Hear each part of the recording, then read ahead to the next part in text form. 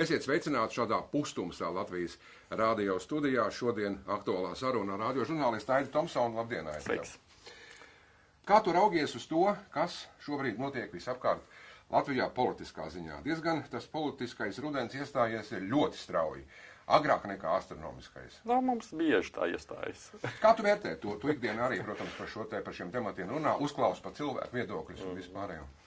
Nedomāju, ka tur kaut kas īpašs, man liekas, pagājušajā gadā bija diezgan līdzīgs rudens ar pat saukļu līdzīgi demogrāfijas ultimāts un tādas arī, lietas. Jā, rudenīs. Jā, sarunas par uzturēšanās atļaujām bija, varbūt ne tik kategoriski, bet bija. Nu labi, ostu nodoklis varbūt nebija dažas citas nianses, kur varētu un ko varētu un kā varētu. Tā kā viss ir normāli, dzīve turpinās priekš. Ministra demisija nebija, tas gan tiesa. Šogad, starp citu, tā ministra demisija ir bijusi, vienkārši ļoti ražīga. Ja? Jā. Tas jau nav parasti labi, it kā 3 gadus viņi strādāja, mazāk 2 gadus strādāja. Un tad pēkšņi šajā pavasara, kā sākās, tā krīt jau. Vienam apnika, viens vīlās, viens galā netika. Viens galā netika, jā. 3 laikam. 3, jā, man tā šķiet, jā. Kā tev šķiet, vai tās ir likumsakarīgas politisko spēļu rezultāts? Labi, kurš noguris, tas it kā varbūt savā. Lai gan arī jau tur apakšā runā, ka esot ne jau tas nogurums un vispārējais. Tas ir tas vēlēšanu potenciālais tuvums, kas tagad liek politiķiem darboties aktīvāk. Es domāju, ja vēlēšana tuvums praktiski neviena no ministra demisijām īsti nav ietekmējis, manuprāt. Jā, varētu par Sprūdžu runāt, bet tikai tādā sakarā, ka vēlēšana tuvums ietekmējis Reformu partiju. Un tad viņu tās pārbīdes iekšējās un centieni kaut kā saglābt savu situāciju, ir ietekmējuši, atcīmredzot, to situāciju ar Sprūdžu. Brons. Viņš nejaušām nokļuva satiksmes ministra amatā, man šķiet, viņš tā arī neiemācījās lāga. Tas bija pirmais, neiepatikās, jā, tas amats un tā viņš. Viņš pat nebija īsti politiķis, jā. Viņš nebija arī politiķis, bet viņš arī ar satiksmes jomu nebija īsti saistīts. Man īsti nav saprotams, kāpēc viņu izraudzīja, kāpēc viņš piekrita, tikpat arī tā viņš arī aizgāja. Bet, kas attiec uz Žanetu Jaunzemi Grendi, tā varbūt ir patiešām neveiksmi Nacionālajai apvienībai. Neveiksmi, kur viņi nespēja atzīt. Tāpēc bet, ja mēs tā objektīvi raugamies uz Jaunzemi Grendi, tad pēc būtības viņa diezgan daudz finansu līdzekļus nozarē tomēr, nav tas labs vārds izsita, tas ir stulbi skan, bet, vismaz dabūja, ja, kultūras nozarei.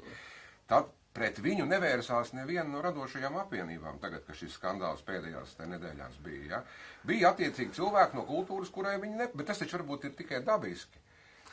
Es domāju, viņas lielākā nelaime opera, jau es piekrītu, bija tikai tāds viens no pilieniem, varbūt jau tādā diezgan pilnā ūdenī, tāpēc tas nebūtu tas izšķirošais, kas bija noticis. Viņas nespēja. Ir viena lieta, kas politiķim ir jāiemācās. Viņš nedrīkst jebko, kas notiek viņas personīgajā dzīvē, to arī tikpat personiski reaģēt. Tie uzbraukumi viņai kā politiķei, viņas prāt varbūt nepamatot, bet, es domāju, no žurnālistika viedokļa skatoties loģiska, viņas reakcija uz to bija ļoti neadekvāta. Es nezinu vēl kādu politiķi, kurš būtu tā reaģējis, tik ļoti sāpīgi, ignoranti, augstprātīgi, vai vispār saka, tad ejiet jūs visi dillēs, apmēram tā. Tā nevar politiķis atļauties, ar to jārēķinās. Sievietes emocionālitāte. Mums ir sievietes un emocionālitātes bijuši ļoti dažādas. Arī kultūras ministra amatā. Arī kultūras ministra amatā, bet tomēr, kā redzam. Bet, protams, ka šitai Žagara gadījums vai viss šis skandāls ap operu, protams, Žagars ir prom, Grenda arī prom ir. No vienas puses tur varbūt ir savi iekšēji objektīvi iemesli un kultūras cilvēki varbūt par to pat vairāk labāk zina, bet kā tev šķiet, vai tā tomēr nav arī daļēji vienotības tāda kā atriebība pret šiem ultimātiem, ko izvirzīja budžeta sakarā Nacionālā apvienība, ka tagad viņi to Grendi palaid tik ātri, jo it kā jau sākumā pat domāju, ka varētu viņi vēl amatā palikt, bet tad pēkšņi bija valdes sēde vienotībai un viss. Es tomēr domāju, ka tas nav tik ļoti, es neesmu tik ļoti liela sazvērstība cienītājs, tāpēc, ka tāda premjera skepse par to, ko dara kultūras ministri, es atceros jau kopš pirmā skandāla, kad tur parādījās stāsts par viņas vīru apdrošināšanu vispārējo. Līdz ar to tāda īsti atbalsta jau ministrei, runājot par to darbību, man šķiet nebija jau no diezgan ilgi laika. Tad tas skandāls tā kā brieda. Nāca viens skandāliņš, otrs skandāliņš ar Austrāliju un vēl visādas tās lietas, un neviens tā īsti nepriecājās par to situāciju, un es domāju, Nacionālā apvienība tajā skaitā.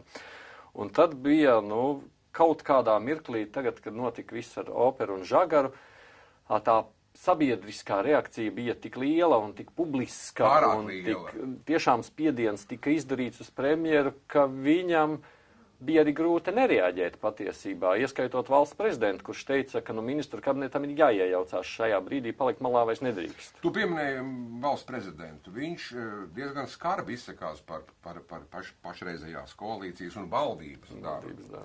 Viņš arī par Dombrovski saka, ka viņš nevada, es varbūt pārfrāzējot, teikšu, ka viņš nebija pieņem, teiksim, kaut kāds lēmums un vada, bet viņš vienkārši vada sēdes ministru kabinetu un pēc tam kaut kā tikai reaģēja. Īsāk sakot, pat no prezidenta pils, vai tagad jāsaka no Melngalvinām prezidenta, nāk tāda neapmierinātība. Tie priekšlikumi, kā uzlabot ministra kabineta darbību, kur diezgan jāsaka revolucionāri viņi var būt pat ir šobrīd.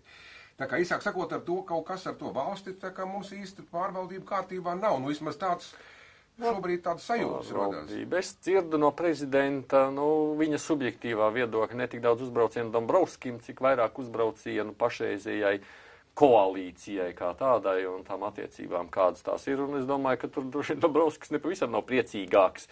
Tur daļa vainas un mazas kaut kā, protams, ir arī pašam Dombrovskim. Bet tas, ko dara prezidents, viņš mēģina kaut kā nākotnē viņa prāt sekmīgāk izvairīties no situācijas, kas labu mums nedod. Patiesībā tā ekonomikas it kā atkopšanās, par ko mēs runājam, IKP pieaug un vispārējais, tas ir pat zināmā mērā brīnums, jo reāli jau valdība ļoti liels nopelns šajā mirklī neveic, lai tas tā notiktu.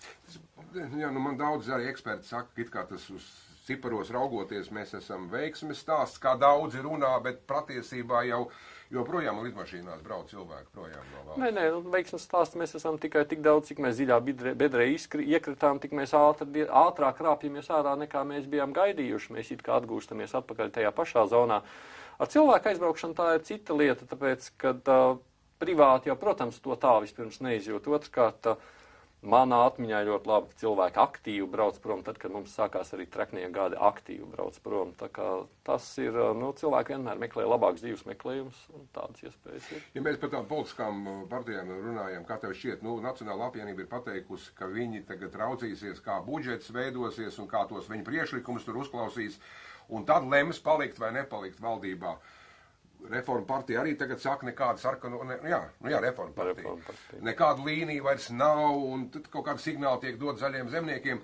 Kā tev šķiet valdības koalīcijas stabilitāte šajā rudenī? Viņa tā kā ir šķobīga, bet tomēr reāli viņa paliks, ja arī varētu krist, kā tev liekas? Tas ir no politiķa saprāta šobrīd atkarīgs. Es drīzāk, objektīvi lūkojoties, paliks. Šūposies, bet paliks. Šūposies, bet tā šūpošanās jau arī ir. Man šķiet, ka šobrīd ir tāda interesanta lieta, ka to kuģi šūpina dažādi, kā saka, pasažieri, labi apzinoties, ka viņi negrib nogremdēt, jo tad viņi paši slīkst. Līdz ar to viņi šūpina un skatās, cik tālu varētu šūpoties, domājot par to, kurā brīdī jāaptur šis process. Un es domāju, to var redzēt no visām pusēm, un to ieskaitot kapteini, ja mēs tā varētu saukt, Dombrovski arī to labi saprot. Un viņš arī skatās, cik tālu tad viņš varētu piedalīties šajā te procesā un ignorēt vai nereaģēt uz šīm lietām. Tāpēc es teiktu, ka tā ir tāda politiska spēle pagaidām. Reāli tā ir politiska spēle. Neprāts būtu tad, ja patiešām, tajā brīdī emocijas reizēm tādās, ne pūļa efektā, bet vispār tādās situācijās kādreiz var pēkšņi apslāpēt saprātu un tad norieģēt ne tā, kā vajadzētu. Tur jau var būt arī ļoti smalkas kombinācijas, ka tas tiek darīts tiešām ar mērķi uz nākamo gadu un kā labāk izskatīties, kā iegūt kaut kādus labumus, labāku startu pozīciju nākamā gada divām vēlēšanām. Jā, protams, neapšaubām, ka partijas rīkojas ar šo apziņu. Tajā pašā laikā neviena īsti negrib sagraut valdību šobrīd, jo viņiem tas nav vajadzīgs. Un tāpēc tā ir tāda, arī tie jautājumi, piemēram, par demogrāfiju, par ko tagad runā, tur pacelt māmiņa algas tur līdz 1,5 gadam. Ja tā skatās no demogrāfijas skatu viedokļa, es tagad runāju kā, piemēram, ģimenes tēvs, kuram ir 3 bērni, kurš reizēm ar sievu esam sprieduši, varbūt vēl 4. Piemēram, tas, ko piedāvā Nacionāla apvienība, man nekāda neieinteresē. Tur nav nekāds sakars, man no tā ne silts, ne augsts, lai es domātu par 4. Proti, līdz ar to tie ir tādi, vairāk publikas pievēršanas jautājumi. Tas īstenībā demogrāfijas jautājums nerisina. Bet, tā uzmanības pievēršanai tas ir svarīgi, reiz mēs cīnāmies par demogrāfiju, nu, skan labi. Es jau arī pieņemu, ka viņiem varbūt tā lieta arī rūp, jā, nu galvā. Viņiem arī rūp, bet, nu, tikai tad varbūt varēja bišķi gudrāk izstrādāt. Tas gan. Tu vadi šo raidījumu aktuālais temats, nu, piedošana, ne aktuālais temats kruspunktā, bet ir arī tev tur tas brīvais mikrofons, lūk, par ko es gribēju prasīt. Un tu to vadi ne pirmo gadu. Un tu tur uzklausi šos sabiedrības viedokli. Tā nav socioloģiskā aptauja, protams, bet kaut kādu, nu, parāda tendenci. Beidzamajā šajā pusgadā kaut vai beidzamajā nedēļās, mēnesī.